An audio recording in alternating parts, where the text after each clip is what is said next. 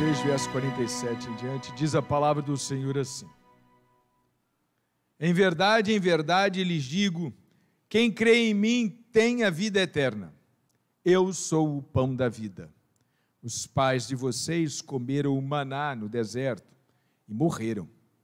Este é o pão que desce do céu, para que todo o que dele comer não pereça. Eu sou o pão vivo que desceu do céu. Se alguém comer deste pão, viverá eternamente. E o pão que eu darei pela vida do mundo é a minha carne. Então os judeus começaram a discutir entre si, dizendo: como é que este pode nos dar a sua própria carne para comer? Eles eram bem ignorantes mesmo, né? E Jesus respondeu: em verdade, lhes digo que se vocês não comerem a carne do Filho do Homem e não beberem o seu sangue, não terão vida em vocês mesmos. Quem come a minha carne e bebe do meu sangue tem a vida eterna, e eu o ressuscitarei no último dia. Pois a minha carne é verdadeira comida, e o meu sangue é verdadeira bebida. Quem come a minha carne e bebe o meu sangue permanece em mim, e eu permaneço nele. Assim como o Pai que vive me enviou, e igualmente eu vivo por causa do Pai, também quem de mim se alimenta viverá por mim.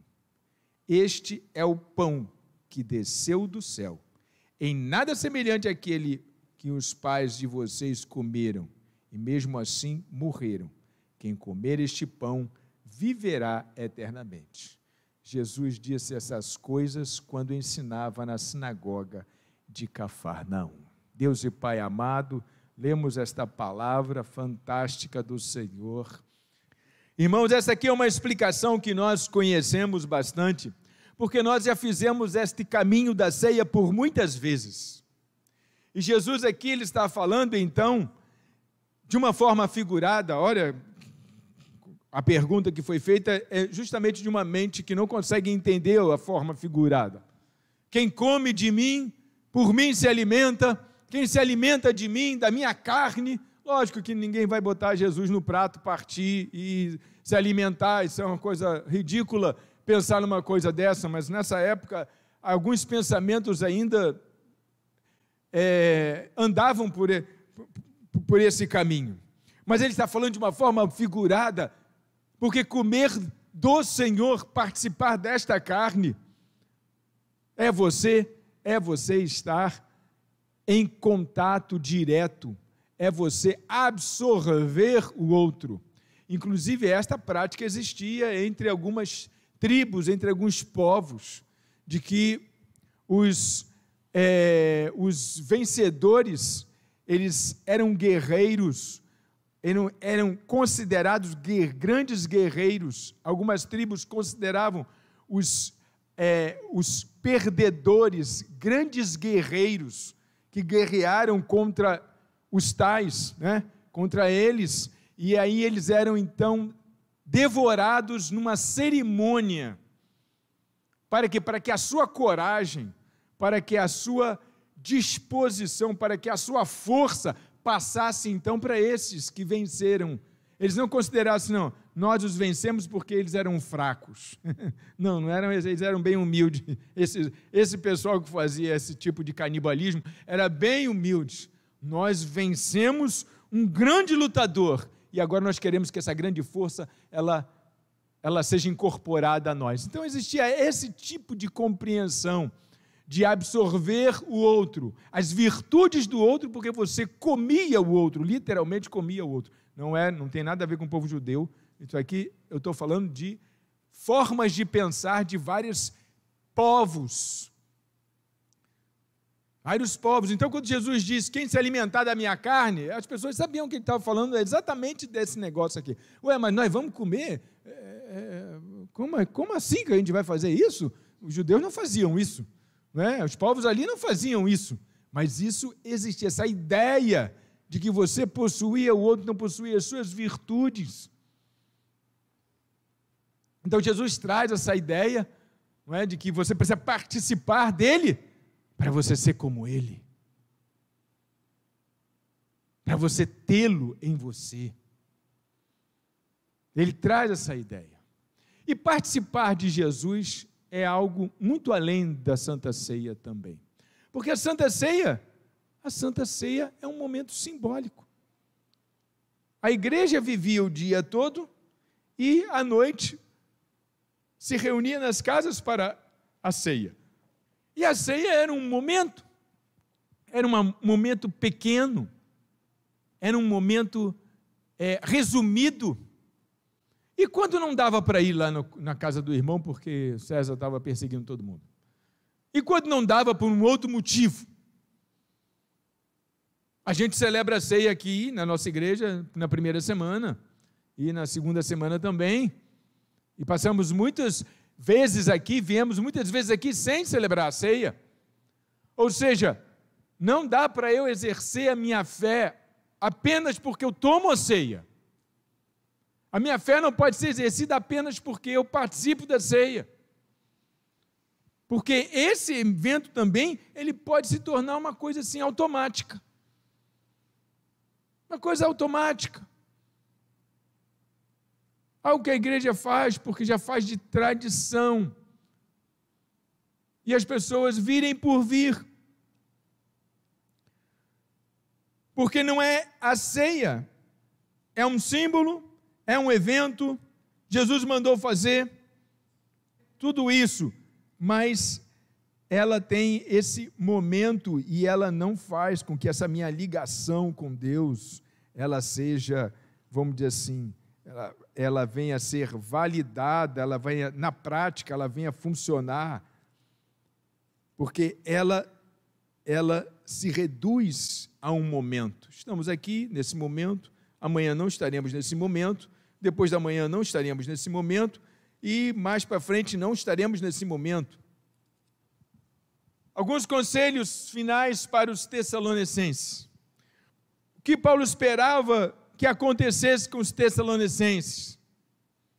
1 Tessalonicenses 5, verso 12. Irmãos, pedimos que vocês tenham em grande apreço os que trabalham entre vocês, que os presidem no Senhor e os admoestam. Tenham essas pessoas em máxima consideração, com amor, por causa do trabalho que realizam. Vivam em paz uns com os outros. Atenção, igreja, olha para mim. Estava falando aqui da consideração com a liderança. Vimos hoje aqui, pastor Vomir recebendo um presente no dia do seu aniversário. A gente, sinceramente, a gente ganha presente no dia do aniversário, mas, sinceramente, há algum mérito em fazer aniversário? Não faz mais do que a sua obrigação fazer aniversário. O tempo passou, tem que fazer aniversário. Se você não fizer nada na vida, você faz aniversário. Não tem mérito em fazer aniversário. E mesmo assim a gente dá presente para a pessoa.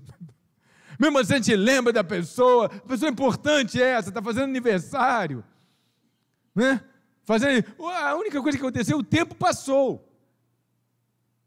Então a gente mostra esse apreço, a gente mostra o fulano é importante para nós, o fulano tem um lugar especial no meu coração, está fazendo aniversário, não é? Porque mérito não existe em fazer aniversário, qualquer um faz aniversário. Então Paulo está falando para esses irmãos, olha, vocês têm que se tratar com consideração, vocês têm que ter consideração uns com os outros, principalmente esse pessoal aí que está na liderança, que preside, que está esquentando a cabeça para manter o grupo unido. Está falando assim, e ele aí diz assim, depois do ponto, vivam em paz uns com os outros. Paz não é igual ceia, ceia é hoje. Amanhã não tem ceia, mas amanhã eu posso estar vivendo em paz uns com os outros. Paz é para viver em todos os dias. Irmãos, que coisa absurda se eu pedir para você dizer, eu não vou pedir, mas se eu pedir para você dizer para o irmão ao lado, viva em paz uns com os outros. Olha que coisa absurda eu ter que dizer isso para a igreja. Paulo teve que dizer isso para os Tessalonicenses. Viva em paz uns com os outros. Começa a matutar, né? Começa a matutar se você está em paz com todos. Está em paz com todos? porque Paulo disse que isso era para o dia a dia, não era só para o domingo, não. Isso era para o dia a dia. Ele também continua no verso 14. Também exortamos vocês, irmãos, a que admoestem os que vivem de forma desordenada, consolem os desanimados, amparem os fracos e sejam pacientes com todos. Pacientes com todos. Todos. Gente, olha só, essa coisa aqui, admoestem, quer dizer, deem conselhos, chamem a atenção, orientem os que vivem de forma desordenada, os que vivem de maneira sem ordem, desordenada. Consolem os desanimados. Está desanimado, tem que consolar. Amparem os fracos e sejam pacientes com todos. Isso é a vida cristã diária. A vida cristã diária não é tomar a ceia, a vida cristã diária é isso aqui. A ceia é um simbólico naquele dia, naquele momento, tem o seu espaço, mas dia após dia o que me habilita a ceia é eu andar aqui, ó. Tenham cuidado para que ninguém retribua o outro mal por mal. Tenham cuidado para que ninguém retribua o outro mal por mal. Mal por mal. Cuidado com isso. Alguém vai te fazer mal, não retribua. Alguém vai fazer cara feia para você, sorria para ele. Alguém vai puxar o teu tapete. Não vamos retribuir o mal com o mal. Pelo contrário, procurem sempre o bem uns dos outros e o bem de todos. Uns dos outros, a gente aqui na nossa família de fé, né? E também de todos. O bem de todos. O que é que você deseja para o ladrão que roubou seu carro? O que é que você deseja para o cara que te passou a perna? No troco lá, quando você chegou em casa, aí estava faltando um dinheiro e você viu que ele era bem, sabe? O que é que você deseja para ele? Olha só. Olha só, o que é que você deseja para ele? Não precisa falar, eu sei que você vai desejar que ele seja feliz com o seu carro. Que ele se converta a próxima vez que ele for à igreja. Que ele dê esse testemunho. É isso que você vai desejar, porque é isso que manda a palavra do Senhor. Eu já disse isso para o camarada que roubou o meu Corcel 2. Tinha um Corcel 2 uma vez, certa vez na vida. Aí, com 2 dias do carro roubado, ligaram lá para casa, dizendo que sabiam onde estava o meu carro. E se na época eu desse R$1.000, 1.000 cruzeiros, sei lá, da época lá, eu ia ter meu carro de volta. E eu disse exatamente isso. Amigo, eu quero que quem o roubou seja feliz com ele. Muito obrigado pela sua consideração, mas é assim que está o meu coração. Falei exatamente estas palavras. Não sei se falaria hoje, mas naquela época eu tinha um coração mais doce. Eu tinha um coração mais doce, eu disse isso. Essas coisas a gente só sabe como é que a gente reage acontecendo. Não adianta a gente dizer que a gente vai fazer isso ou vai fazer aquilo, que a gente não sabe como é que é a reação da gente no caso concreto. No caso concreto é que a gente vê como é que a gente reage no assunto. Mas naquela época eu reagia assim. Hoje eu espero que eu reaja também, mas sinceramente eu não sei. Estejam sempre alegres. Estejam sempre alegres. Mas como assim? Como estar sempre alegre? É uma ordenança estar sempre alegre. Estejam sempre alegres. Aquele sorriso, não é aquele sorriso, né, sei lá, de Prozac, não. Sorriso cheio de remédio na ideia, não.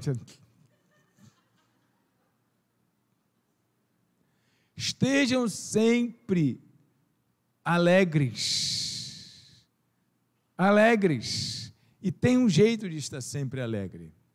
Você sabe qual é o jeito de estar sempre alegre? Está exatamente no continuar dessa leitura. Orem sem cessar. Em tudo deem graças, porque esta é a vontade de Deus para vocês em Cristo Jesus. Orem sem cessar. E aqui eu entro na ideia da oração. Irmãos, oração funciona mesmo. Isso, glória a Deus, porque eu estou chovendo no molhado, você já sabe disso. Você já sabe disso, oração funciona mesmo. Agora, e isso não é uma novidade dentro da igreja, isso não é uma novidade dentro da igreja. Mas, na medicina, isso é uma novidade. E é esse o teor do vídeo que eu recebi. Um neurologista, ele estava sendo entrevistado, e ele estava dizendo, nessa entrevista que ele estava dando aqui, que a medicina já reconhece que a oração funciona, ela sabe que a oração funciona. Olha só, palavras de um médico neurologista. Agora, o que ela não sabe era como ela funcionava. Ela melhora o córtex pré-frontal? É efeito placebo? Como é? Qual é o mecanismo? Qual o mecanismo que ela aciona? E ele está falando isso. Aí foi feito um experimento, ele conta um experimento que colocou a medicina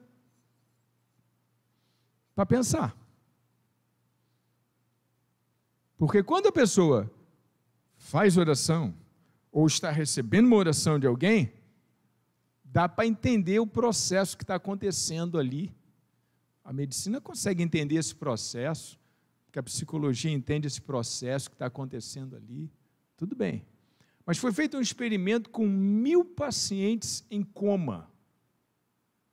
Grupo controle e grupo que estava recebendo a oração. As pessoas estavam em coma, estavam em coma induzido, então estava cheio de remédio na ideia, não estavam sabendo sequer que estavam vivas. Um experimento com 1000 pessoas. E o grupo que recebia a oração tinha mais alta, mais melhoras, mais cura do que o grupo que não recebia a oração. O médico falou, isso dá para arrepiar. Eu acabei de me arrepiar agora de novo. Como assim? A oração de um terceiro? A oração de uma pessoa que está em casa. Faz melhorar uma pessoa no hospital. E aí fizeram um experimento, esse grupo vai receber oração, está em coma. Esse grupo não vai receber oração, está em coma. E não foi um grupo de 10 pessoas, um grupo de 1000 pessoas. E o grupo que recebeu oração, sem as pessoas saberem que estavam orando por elas. Satanás podia ter intervido, né? Falando, agora eles vão ver que a medicina está certa, eles estão errados. Mas Deus não deixou. Falou, não. O pessoal que vai melhorar é o pessoal que está recebendo oração. Porque a oração, irmãos, ela é endereçada a Deus e ela tem um agente. Ela tem um agente, é Deus que age na oração. É Deus quem age na oração. E às vezes a igreja esquece dessas coisas. E aí quando eu olho essa frase, no verso 17, orem sem cessar. o orar sem cessar não é aquela oração que... Quem é que ora todo dia? Levanta a mão. Quem ora todo dia? Todo dia você ora. Todo dia. Ótimo. Então, a grande maioria ora todo dia. Essa oração que você faz todo dia não é a oração do orar sem cessar. Porque essa oração, ou você está ajoelhado na cama, ou sentado na cama, ou na sala, ajoelhado, ou em pé, ou de mão dada com a tua esposa, ou com a família. Essa oração não é a oração do orar sem cessar. Porque essa oração cessa, você diz o amém. Você fala, mostra, pede, louva, enfim, e depois, amém, e depois vai viver a sua vida. Vai dormir, sai para o trabalho, pega ônibus, você vai viver a sua vida, fala com pessoas. Essa não é a oração do orar sem cessar. O orar sem cessar é viver constantemente falando com Deus o dia todo, sem interromper. E é aí que a gente tem que dar glórias a Deus por tudo. Olha só, estejam sempre alegres, orem sem cessar, em tudo deem graças. Está fazendo sol, dá graças. Está chovendo e ventando muito, dá graças. Tem uma lama na porta da igreja, dá graças. Tem um problema no trabalho, dá graças. Dá graças, dá graças. Isto é orar sem cessar. Está acontecendo, olha, o terrível aqui está acontecendo. O Senhor sabe todas as coisas. De algum jeito eu vou ser beneficiado com isso. Pelo menos Ele quer que eu aprenda algo. Tem gente que só vai aprender vivendo coisas. Não vão aprender na teoria. Vai aprender vivendo coisas. Eventos na sua vida. Orar sem cessar. É isto que o apóstolo está se referindo. Porque quando você bota Deus na sua vida, em todos os momentos, você vai dar graças por tudo. Furou o pneu, o borracheiro ganhou, glória a Deus. Furou o pneu, o borracheiro ganhou, louvado seja Jesus por isso. O carro bateu, aí quem ganhou foi o Gilson, que vai consertar o carro. Olha só, gente, dá graças. Dá graças. Alguma coisa teve isso. Alguma coisa houve nisso. Alguma coisa aconteceu nisso. Não tem como você ficar triste. Se você parte por esse pressuposto, não tem como a tristeza te alcançar. A alegria, o coração alegre, faz o corpo ter saúde. Dá graças a Deus por tudo que acontece na sua vida. Esse é orar sem cessar. Aí é a oração que eu faço lá na casa. Não, ela começa, tem começo, meio e fim. A oração de quarta-feira aqui tem começo, meio e fim. Tem começo, meio e fim. O pastor chama para orar aqui na frente, dá um microfone, o irmão ora, tem começo, meio e fim. Não é oração sem cessar. Está falando de uma oração diária. Uma oração que fala do meu dia. É disso que está falando. Então a gente tem que orar em momentos de oração coletiva com a igreja, sim, lógico, evidente, mas o relacionamento com o Cristo, ele precisa ser 24 horas por dia, tem que ser 24 horas por dia, de domingo a domingo, 1º de janeiro a 31 de dezembro, 24 horas falando com o Senhor. Eu estou aqui falando com você, já teve gente, provavelmente aqui, não sei, não vi, mas provavelmente já teve gente que consultou o WhatsApp, respondeu alguém lá no WhatsApp, mas até me ouvindo também, falou alguma coisa, provavelmente houve alguém que fez isso aqui. Na vida a gente não podia fazer assim também, estar andando no meio da rua e ficar mandando WhatsApp para o céu? Ô Senhor, glória a teu nome. Ô Senhor, obrigado, cheguei. Foi muito boa essa viagem, tal. Errei o caminho umas 3 vezes, mas está na benção. Está na benção. Está na benção. Quando o Daniel começou a dirigir, eu sempre avisava ele, que às vezes, né, dirigindo, naquela época, o GPS ainda dava mais mancada, tal, a gente não sabia muito bem andar em tudo quanto era lugar. Eu sempre falava, meu filho, quando você errar o caminho, não se preocupe, porque em algum momento, na frente, vai ter uma placa escrito retorno. Sempre tem alguém que botou uma placa escrito retorno, na estrada sempre tem. Então você vai tranquilo, e errou o caminho. Não, tem, ali na frente vai ter um retorno. Então você pega, viu que errou, volta. E aí, tudo bem, dá glória a Deus. Não era para passar naquele lugar naquela hora. Dá glória a Deus, retorna de boa e acabou. Acabou. Quantas vezes coisas acontecem e a gente reconhece assim, cara, eu estava no lugar errado, na hora errada. Você já teve um acontecimento desse? Você ouviu esse comentário? Simplesmente isso, no lugar errado, na hora errada. Se eu tivesse chegado 1 minuto depois, não tinha visto. Se eu tivesse chegado 1 minuto antes, ou na hora errada. Lugar errado, na hora errada. Por isso, até pelos atrasos tem que dar glória a Deus. Oh, cheguei atrasado, tá bom. Deus sabe todas as coisas. Oh, Pai amado, fulano não veio hoje, sabe lá Deus por quê? O Senhor sabe todas as coisas. O Senhor conhece todas as coisas.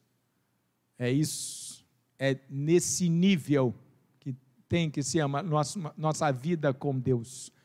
Continua na sua oração, que termina com um amém, mas eu tenho às 24 horas do dia, de uma oração que não termina com amém, que eu falo com Deus o tempo todo. Assim como você fala com essas outras pessoas aí no Zap, aí o tempo todo, você está fazendo um negócio aí, fala com ele de vez em quando. Eu tive que botar o meu telefone de cabeça para baixo, estava toda hora iluminando, tira a minha atenção. Aí tu vai, bota de cabeça para baixo. Aí tu não vê iluminar e pronto, acabou. Amém, irmãos? Glória a Deus. Deus e Pai amado, soberano Senhor.